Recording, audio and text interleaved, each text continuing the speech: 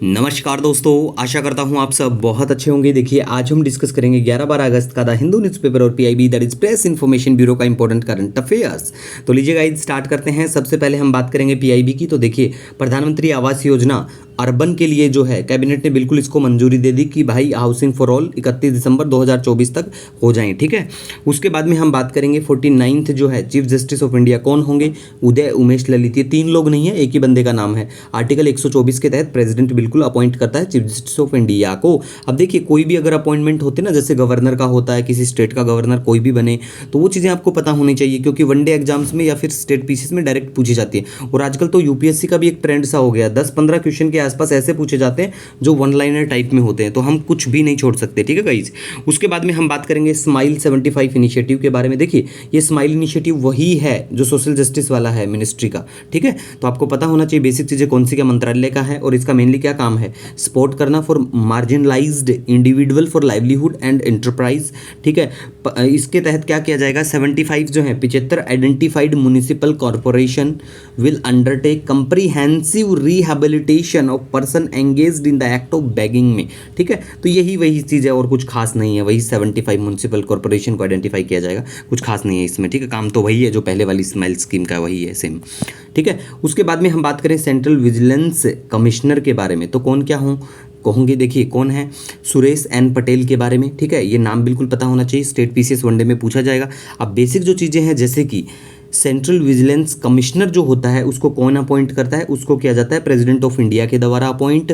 और central vigilance commissioner ये जो ऑफिस आता है ना इस कमीशन का, ये 1964 में इसको क्रिएट किया जाता है on the recommendation of K Santhanam committee के द्वारा, ठीक है।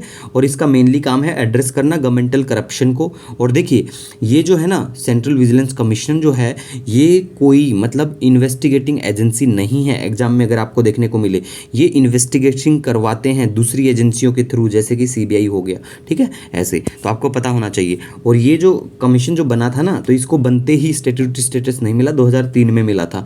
ये भी बेसिक चीज़ें हैं। और ये जो कमिश्नर होता है ना इसका जो ऑफिस की अगर हम बात करें 4 साल के लिए होता है, ठीक है। वैसे तो देखिए सरकार जब चाहे कुछ भी कर सकती है, आरोप लग के या मतलब कैसे भी हटाया जा सकता है। उसके बाद में हम बात करें वर्ल्ड एलिफेंट डे के बारे में, तो देखिए बिल्कुल 12 अगस्त को इसे मनाया जाता है। और देखिए अब अगर हम बात करें ना एलिफेंट्स के बारे में, तो देखिए पीआईबी की इन्फॉर्मेशन है बिल्कुल कि इंडिया में कितने क्या हैं, about 60% of all Asian elephant हैं हमारे यहाँ पे। और the number of elephant reserve जो है has risen in the last 8 years में बढ़े हैं, जो एलिफेंट रिजर्व जो है ना उनका जो नंबर है।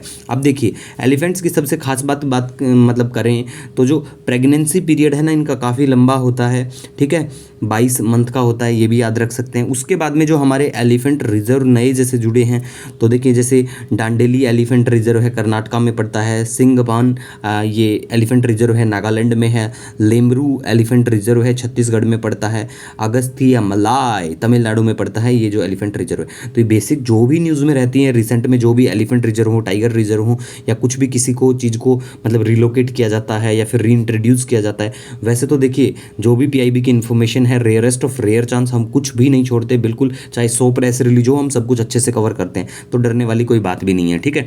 उसके बाद में हम एलिफेंट्स के बारे में बेसिक बात करें, जैसे कि एशियन जो हमारे जैसे एलिफेंट हैं तो वो कितने क्या प्रकार, जैसे वो 3 प्रकार टाइप के होते हैं एशियन एलिफेंट है, इंडियन, सुमात्रन और श्रीलंकन, ठीक है। एशियन एलिफेंट की अगर आयुषियन स्टेटस की बात करें इंडेंजर्ड कैटेगरी में है। उसके बाद में देखिए अफ्रीकन भी होते हैं, और अफ्रीकन भी फिर 2 टाइप के होते हैं, एक वहाँ जो फॉरेस्ट में रहते हैं और एक नॉर्मली पाए जाते हैं, ठीक है। तो बेसिक करंट अफेयर या फिर हमारे पीछे के वीडियो देख लेना, आपको कुछ नहीं मतलब छूटने वाला है। वैसे देखिए इंपॉर्टेंट ज़्यादातर अगर हम बात करें ना चीज़ों की, तो हमारे एशिया से जो चीज़ें हैं, या फिर अगर ज्योग्राफी की भी बात करें, बहुत बच्चे पूछते हैं कि सर मैप और ये सब कैसे क्या पढ़ें, तो देखिए जो हमारा एशिया है ना उसमें कुछ भी हो भाई, वो देश और वो चीज़ें सारी पता होना चाहिए ऑलमोस्ट आपको, ठीक है। वहीं से अगर 5 क्वेश्चन पूछे जाएंगे ना तो देख लेना 3 क्वेश्चन डायरेक्टली एशिया से मिलेंगे आपको, ठीक है, क्योंकि जहाँ रहते हो उसके बारे में तो अच्छे से पता ही होना चाहिए। अब देखिए हमारा एक प्रोजेक्ट एलिफेंट, उसको पूरे 30 साल हो गए हैं, सॉरी, बिल्कुल आपको पता होना चाहिए, पूरे 30 साल हो गए, बहुत इंपॉर्टेंट है। 1992 में इसको as a centrally sponsored scheme के तहत लॉन्च किया गया था, आपको पता होना चाहिए, पूछे जाने की बहुत ज़्यादा संभावना है इसकी, ठीक है। उसके बाद में हम बात करें यहाँ पे इंडिया को 3rd rank in startup ecosystem अगर हम बात करें ग्लोबली, ठीक है।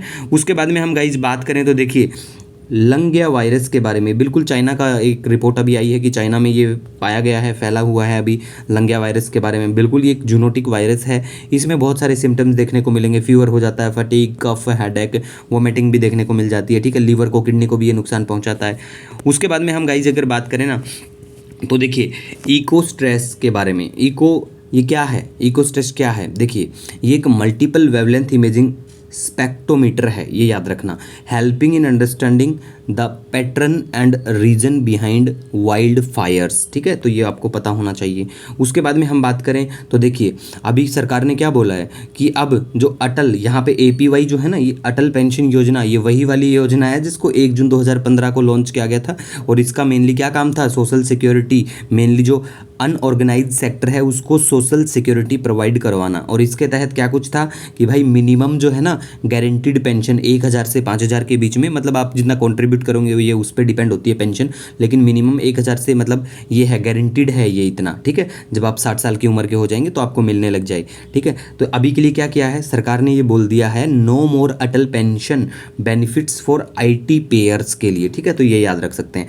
उसके बाद में हम बात करें नेक्स्ट, तो देखिए गुइलेर्मो राइस, ये कौन होंगे? ये न्यू लीडर होंगे किस चीज़ के? यूनाइटेड नेशन मिलिट्री ऑब्जर्वर जो ग्रुप होता है ना इंडिया और पाकिस्तान के लिए, उसका, ठीक है। तो ये नाम भी याद रख सकते हैं अगर पूछा जाए, वैसे इतना खास इंपॉर्टेंट तो है नहीं, ठीक है। इंडिया पाकिस्तान आ जाता है तो इस वजह से थोड़ा सा यहाँ पे नोट डाउन किया। इसके अलावा देखिए गाइज अगर आपका कोई भी सजेशन होता है, कोई सुझाव होता है, नो डाउट आप मुझे कमेंट या मेल कर सकते हैं। मिलेंगे एक नए वीडियो लेक्चर में, तब तक के लिए हैव ए ऑसम डे।